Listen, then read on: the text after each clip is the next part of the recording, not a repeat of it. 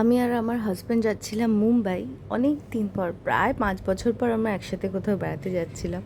আমি তো প্রচণ্ড এক্সাইটেড ছিলাম। অবভিয়াসলি বুঝতেই পারছো, দাঁত বার করে হাসছি। লোক দেখানোর জন্য একটা বইও নিয়ে গেছিলাম, কিন্তু কতটা পড়তে পারছিলাম সেটার গ্যারেন্টি আমি দিতে পারছি না। এই যে এই লোকটা চোখে চাপা টাপা দিয়ে ঘুমানোর চেষ্টা করছে, কিন্তু আমার তো ঘুমই হচ্ছিল না আনন্দে। এটা ছিল আমাদের লাঞ্চ। খুবই এটা ভালো ছিল না অবভিয়াসলি। এটা আমরা হোটেলে পৌঁছে গিয়ে রাত্রিবেলা ডিনার করছিলাম, তখনকার ভিডিও। একটু কায়দা মারার চেষ্টা করছিলাম, কিন্তু বোকা বোকা লাগছিল। তারপর ডিনারের পর শুয়ে পড়েছি। পরের দিন সকালে আবার আমাদের সেমিনার ছিল হাজব্যান্ডের।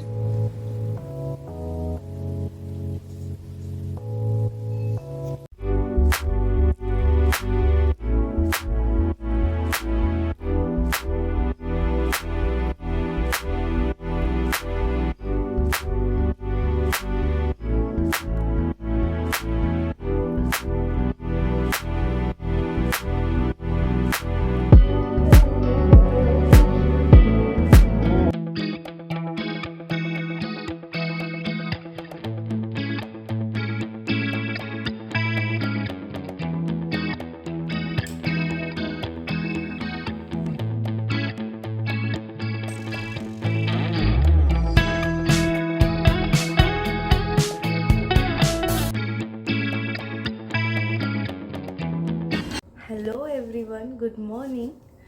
আজ হচ্ছে 20th ফেব। আমরা গতকাল মুম্বাই এসেছি আমার হাজব্যান্ডের সেমিনারের জন্য। সকাল সকাল আমাদের এখন বাজে হচ্ছে অলমোস্ট 8:30। সকালবেলা আমাদের ব্রেকফাস্ট হয়ে গেছে। আমার হাজব্যান্ড রেডি হয়ে সেমিনারের জন্য বেরিয়েও গেছে। তো সকালবেলা থেকে আর কিছু ভিডিও করা হয়নি, প্রচণ্ড ব্যস্ত ছিলাম, টাইমে ব্রেকফাস্টও করতে যেতে হয়েছে। তো এখন আমি একাই আছি রুমে, একা একা থাকবো, একটু এনজয় করব, বই পড়বো, ঘুমোবো, যা যা ইচ্ছে হয় করবো। এই ট্রিপটা আমার জন্য ভীষণ দরকার ছিল, কারণ একটু একা থাকার দরকার। সব মানুষেরই প্রয়োজন, সব মানুষেরই পড়ে একা থাকার। ছেলেকে মা বাবার কাছে রেখে আমরা দুজনে মিলে এসে গেছি, কারণ এখানে বেবিজ আর নট অ্যালাউড। ভালোই হয়েছে, ভালোই লাগছে, বেশ ভালো লাগছে, কারণ অলমোস্ট 4.5 বছর পরে আমি কোথাও এসেছি। আমি আর আমার হাজব্যান্ড শুধু একা কোথাও এসেছি। যদি আমার হাজব্যান্ড বিজি আছে অফিসিয়াল ওয়ার্কে, বাট তাতেও আমার জন্য এটা খুবই ভালো একটা ট্রিপ হচ্ছে, কারণ ভালো লাগছে, একটু মি টাইম পাচ্ছি নিজের মতো করে, নিজের মতো করে ঘুরছি, নিজের মতো করে থাকছি, ভালো লাগছে। মিস করছি ছেলেকে একটু, বাট ঠিক আছে। এই মি টাইমটা আমাদের সব মায়েদেরই লাইফে ভীষণভাবে ইম্পর্টেন্ট। এরম একটা ট্রিপ বা এনি টাইম একটুখানি একা থাকার প্রয়োজন সব মানুষের আছে। মাথায় যত সমস্যা আছে সব ছেড়ে যায় একদম। তোমাদের চট করে আমি রুম ট্যুরটা দিয়ে দিই, একটু দেখো। রুমটা আমার ভীষণ ভালো লেগেছে, অবভিয়াসলি ভালো লাগার মতনই রুম। তো তোমরা দেখো কীরকম রুম ট্যুর। যেখান থেকে এন্ট্রেন্স রুমের, এখানে ব্যাগপত্র রাখা আছে আমাদের, এভরিথিং। আমার মেকআপ পাউচ, টয়লেট্রিজের পাউচ, আমার ব্যাগ, আমার হাজব্যান্ডের ব্যাগ। এখানে একটা কাবার্ড আছে, এদিকে একটা, একদম এন্ট্রি থেকেই একটা কাবার্ড আছে।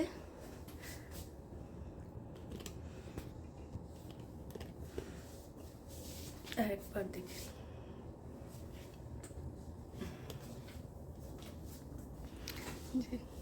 This is the bed. এটা হচ্ছে বেড আমাদের, এটা হচ্ছে একটা কফি অ্যান্ড টি টেবিল, খুব সুন্দর দেখতে। টিভি, একটা সুন্দর রাউন্ড টেবিল। এই যে দেখছো একটা শ্যান্ডেলিয়ার আছে, খুব সুন্দর। সি, একটা কাউচ আছে, খুব সুন্দর। আর সব থেকে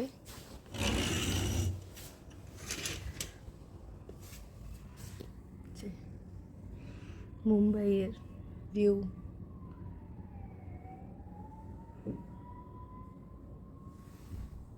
ওদিকে পাহাড় আছে, দেখতে পাচ্ছ তোমরা? একটু ফগি, খুব একটা ভালো করে বুঝতে পারবে না।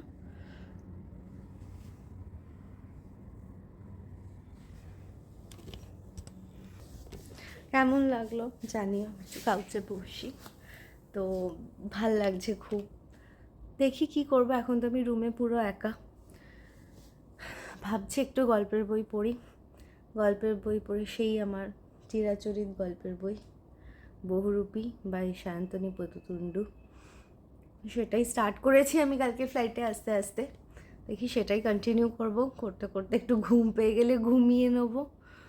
কোনো বাধা নিষেধ নেই, কোনো কাজের চাপ নেই, ঘুম এলে ঘুমিয়ে পড়ব। খুব ভাল লাগছে, মজা লাগছে। ওকে চলো বাই, আবার একটু পরে আসছি, একটু চেঞ্জ করে নিই।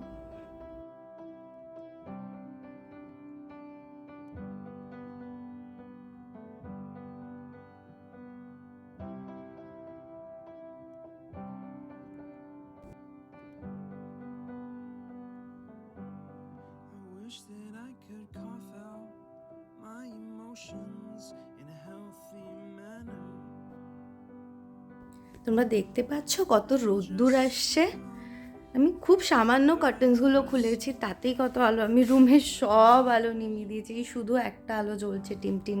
হ্যালো সবাই, বুঝতে পারছি আমি চান করে নিয়েছি, তো চুলটা শুকিয়ে নিই, তারপর চেঞ্জ করে নেবো। এরপর লাঞ্চে যেতে হবে আমাদের নিচে। Find some peace.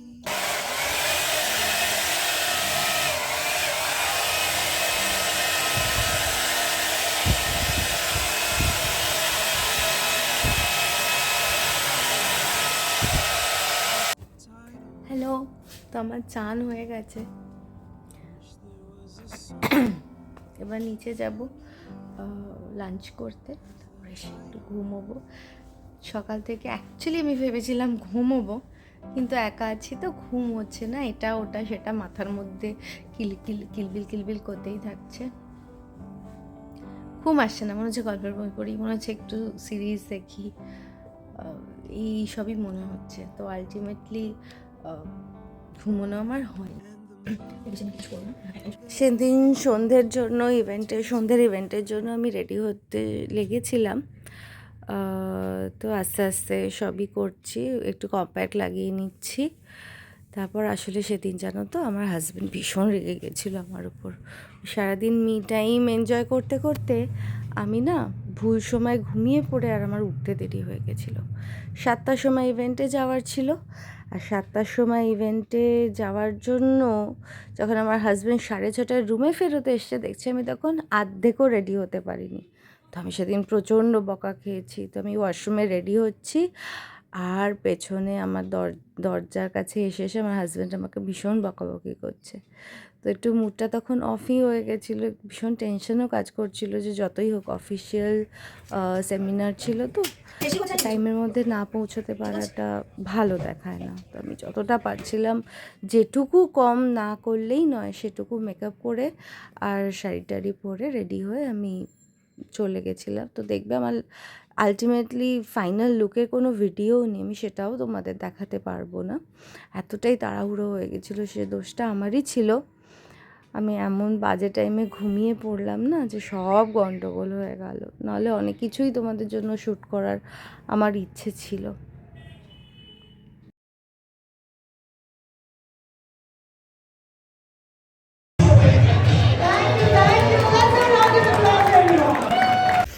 Hello everyone, good morning. পরের দিন সকাল হয়ে গেছে, কিন্তু আমি পারিনি আর কোনো ভিডিও এডিটিং দিতে কালকে রাতে আফটার পার্টি, বিকজ আমরা ভীষণ টায়ার্ড ছিলাম, প্রচুর নাচানাচি করে। তো আমি ভিডিওটা আজকে নেক্সট ডে মর্নিং এন্ডিং করছি, নেক্সট পার্ট আবার পরের ভিডিওতে দেবো। Okay bye. আজকে আমাদের এখানে লাস্ট ডে, আমরা 12টার সময় হোটেল রুম চেক আউট করে যাব। ও একটু কাজও আছে, লাগেজগুলোও গুছোনোর আছে, সেগুলো আমি টুকটুক করে নিই। ব্রেকফাস্ট করতে যাব নিচে। ওকে, আমাদের সাথে আবার পরে দেখা হচ্ছে।